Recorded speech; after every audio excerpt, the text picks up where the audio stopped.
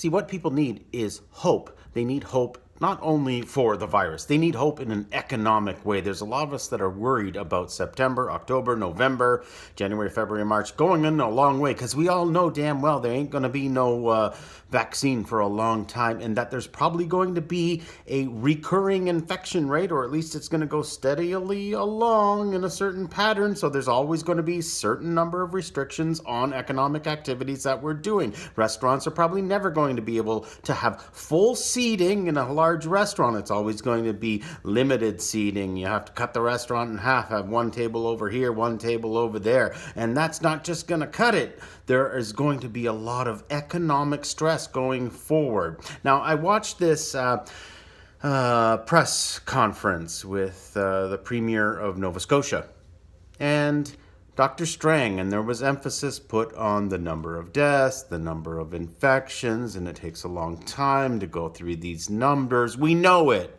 We don't need to emphasize that anymore. We need to emphasize the hope in the future and moving forward. You need to come up with ideas or find other people's great ideas out there and promote those great ideas. What about in Nova Scotia? You have like Nova Scotia swapandfix.com, where Nova Scotians go into their basements, into their closets, they find things, they fix things, they put it online, they try and sell it to other people all over the world. They try and swap it with other Nova Scotians. One person's trash is another person's treasure. These are old concepts that we just have to encourage and bubble up from the surface. And if things are happening, then things will get better. Dr. Strang and the Nova Scotia Premier, Dr. McNeil, you put a lot of emphasis on mental health. Mental health in an economic sense is massive. There are some of us who are receiving a few government benefits right now, but we're stressed about 6 months from now. And when it does get to 6 months from now, it's going to get very stressful. So what can we do right now? What can people do at home right now? Can you go into your basement? Can you go into your closet? Can you swap with someone? Can you find something of value and sell it to someone? Can you grow something of value in your garden? What can you do that is valuable to other people? Can people put out there that I need help cooking?